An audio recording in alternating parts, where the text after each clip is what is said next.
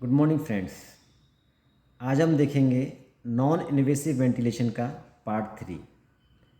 आपसे रिक्वेस्ट करता हूं कि आप पार्ट 1 और पार्ट 2 भी देखिए, जिससे कि आपको अच्छी समझ में आएगा। इसका कि लिंक मैंने डिस्क्रिप्शन बॉक्स में दे दिया है। तो चलिए अब स्टार्ट करते हैं ट्रबल शूटिंग।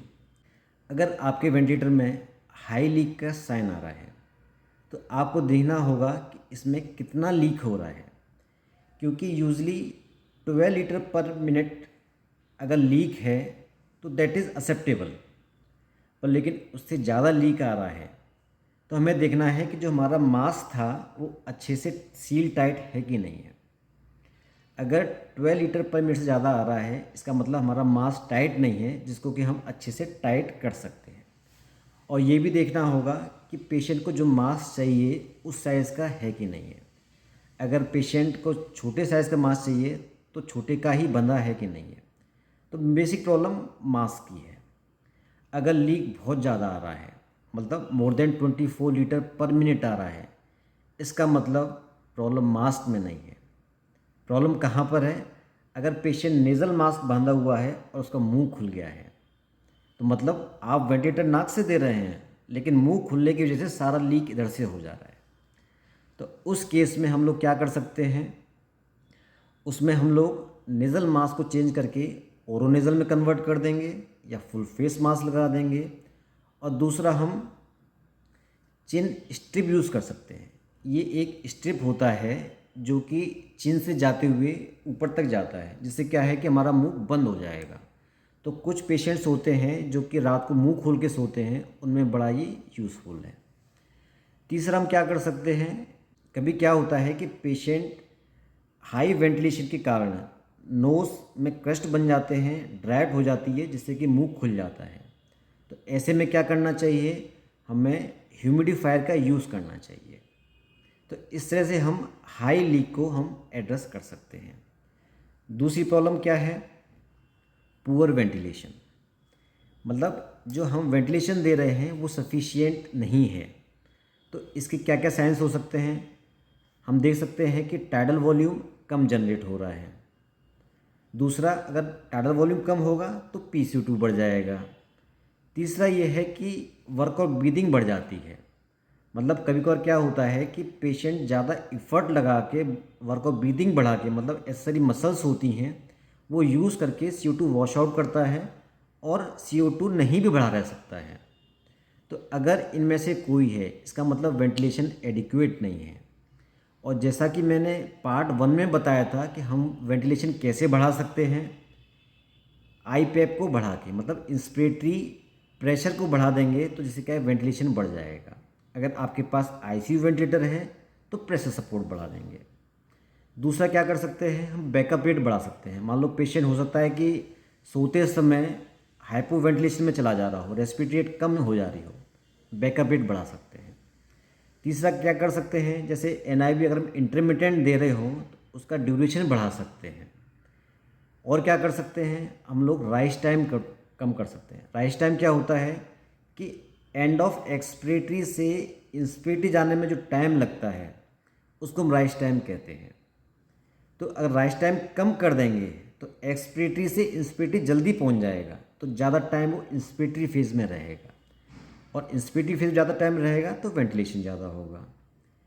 फिर क्या कर सकते हैं कि इंक्रीज इंस्पिरेटरी टाइम, TI, मतलब जो इंस्पिरेटरी एक्सपिरेटरी रेशियो है उसको हम बढ़ा सकते हैं। पहले मान लो इंस्पिरेटरी 1 सेकेंड का था तो उसको 1.25 या 1.15 कर सकते हैं, जिससे क्या होगा कि इंस्पिरेटरी रेट टाइम बढ़ जाएगा, इंस्पिरेटरी टाइम बढ़ जाएगा और पेशेंट को वेंटिलेशन ज़्यादा मिलेगा। और क्या कर सकते हैं? देखना होगा कि सीक्रेशंस तो नहीं है। अगर सीक्रेशंस रहेंगे तो वेंटिलेशन नहीं हो पाएगा, तो अच्छे से सक्शन करना है, फिजियोथेरेपी करनी है। तो इस तरह से हम लोग इस प्रॉब्लम को एड्रेस कर सकते हैं। आगे चलते हैं। पुअर ऑक्सीनेशन, मतलब आप वेंटिलेशन दे रहे हैं लेकिन पेशेंट का SpO2 कम है। तो सबसे पहले हमें देखना होगा कि पेशेंट का वेंटिलेशन सही है कि नहीं है, मतलब PCO2 सही है कि नहीं है, वर्क ऑफ ब्रीदिंग सही है कि नहीं है। तो अगर ये सब सही है फिर भी SpO2 कम आ रहा है तो हम क्या कर सकते हैं, हम लोग ईपेप बढ़ा सकते हैं, मतलब पीप बढ़ा सकते हैं। जैसे मैंने पार्ट 1 में बताया था कि पीप बढ़ाने से क्या होता है, एफआरसी बढ़ता है, फंक्शनल रेजिडुअल कैपेसिटी बढ़ती है, जो कि ऑक्सीजनेशन में काम आती है। दूसरा हम क्या कर सकते हैं, एक्सटर्नल ऑक्सीजन लगा सकते हैं एडिशनल, जिससे कि SpO2 बढ़ जाएगा। तीसरा क्या है कि अगर सीक्रेशंस बहुत ज़्यादा हैं, एयरवे ब्लॉक हो रहा है, तो उसे हम सक आउट कर सकते हैं और गुड फिजियोथेरेपी दे सकते हैं, जिससे कि हमारा ऑक्सीजनेशन बढ़ सकता है।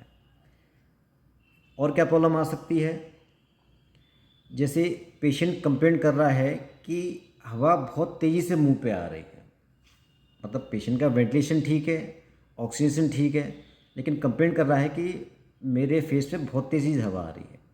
तो हम इसमें क्या कर सकते हैं कि हम इसे इंक्रीज़ राइज टाइम कर सकते हैं। जो राइज टाइम है हमारा एक्सपिरेटरी फेज से इंस्पिरेटरी फेज में थोड़ा सा बढ़ा सकते हैं, ताकि फेस पे जो एयर आ रही है वो धीमे धीमे धीमे जाए, ये हम कर सकते हैं। अनदर प्रॉब्लम क्या है, ट्रिगर एसिंक्रोनी, मतलब वेंटिलेटर कई बार ट्रिगर ही नहीं कर रहा है। ट्रिगर के बारे में मैंने अपने लास्ट वीडियो में बताया था वेंटिलेशन फिजियोलॉजी में, तो कृपया उसको देख लें। तो अगर ये सिंक्रोनी हो रही है तो उसके कई सारे कारण हो सकते हैं। एक मेन कारण होता है कि इंट्रिंसिक पीप का डेवलप होना। इंट्रिंसिक पीप के बारे में भी बता चुका हूँ। अगर इंट्रिंसिक पीप डेवलप हो गई है जिसकी वजह से ये सिंक्रोनी हो रही है, तो वो कैसे सॉल्व हो जाएगी, आप पीप बढ़ा दीजिए या ईपेप बढ़ा दीजिए, जिससे क्या है कि इंट्रिंसिक पीप कम हो जाएगा। पर ध्यान रखना है, हमें एक्सट्रिंसिक पीप इंट्रिंसिक से ज़्यादा नहीं देना है। सी फॉर एग्ज़ाम्पल अगर इंटरनल पीप 10 है तो इसको हम 8 या 9 तक ही रख सकते हैं, लेकिन इससे भी प्रॉब्लम सॉल्व नहीं हो रही है। तो हम क्या कर सकते हैं कि ट्रिगर की सेंसिटिविटी बढ़ा सकते हैं।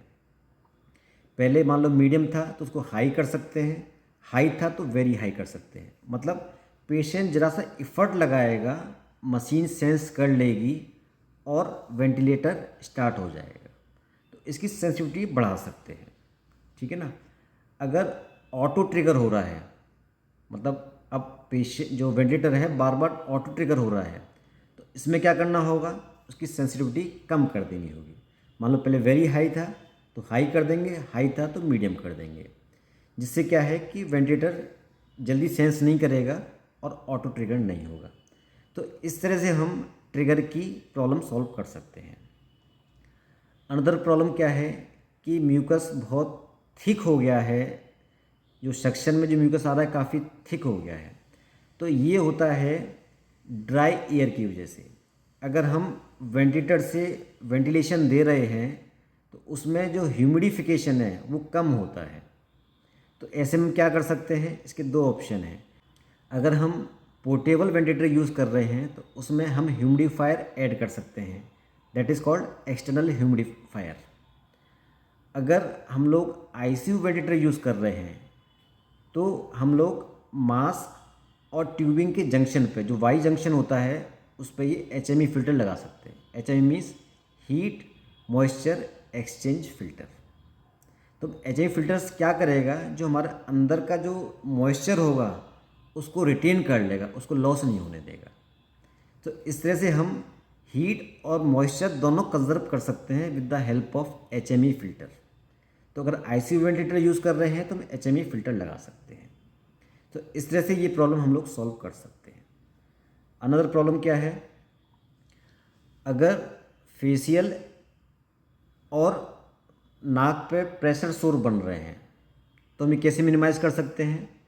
ये हम कर सकते हैं जैसे पेशेंट को प्रोलॉन्ग्ड वेंटिलेशन ना दें, हर 2-2 या 3-3 घंटे में उसको ब्रेक दे दें, बहुत ज़्यादा स्ट्रिप टाइट ना करें, सॉफ्ट जेल वाला हम मास्क यूज़ करें, ओके। और अनदर ऑप्शन होता है कि आजकल ऑनलाइन शॉपिंग में ये आप देख रहे हैं नाक पे ये शीट लगी हुई है, इस तरह का हम खरीद सकते हैं। यूजली ये ऑनलाइन शॉपिंग में ही मिलता है, तो इसको हम लगा सकते हैं, जिसके ऊपर वेंटिलेटर अगर जो मास्क लगाएंगे वो प्रेशर सोर नहीं कर पाएगा। तो ये सॉफ्ट जेल फॉर्म होती है, शीट होती है जो कि ऑनलाइन मिलती है, तो हम लोग ये भी यूज़ कर सकते हैं। अनदर प्रॉब्लम क्या है, गैस्ट्रिक डिस्टेंशन। जैसे आप NIV दे रहे हैं मास्क के थ्रू, अब आप जानते हैं कि गले में 2 ट्यूब कॉमन होती हैं, मतलब जैसे ट्रैक यहाँ पे ये जा रहा है ये एयरवे, और जो ग्लॉटिस के पास में एक ईसोफेजल ओपनिंग होती है, एक ये होती है ट्रेकेल ओपनिंग होती है। तो जब हम एयर बाहर से दे रहे हैं तो दोनों ट्यूब्स में जाती है, ईसोफेगस में भी जाती है और ट्रेकिया में भी जाती है, जिससे क्या है कि जो गैस पेट में पहुंचेगी और गैस्ट्रिक डिस्टेंशन कर देगी। तो अब इसको कैसे सॉल्व करें, तो इसमें हम लोग राइस ट्यूब डाल सकते हैं। दूसरा क्या कर सकते हैं कि हम IPAP कम दें, मतलब कम वेंटिलेशन दें, अदरवाइज़ इसको हम बहुत ज़्यादा एड्रेस नहीं कर सकते।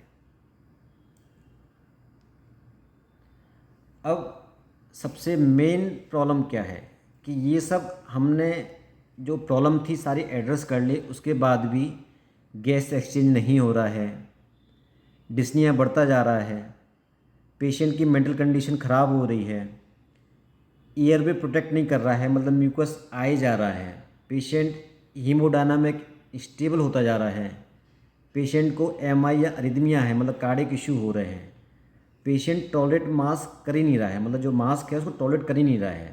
तो ऐसे में क्या कर सकते हैं, ऐसे में एक ही ऑप्शन है, इंट्यूबेशन।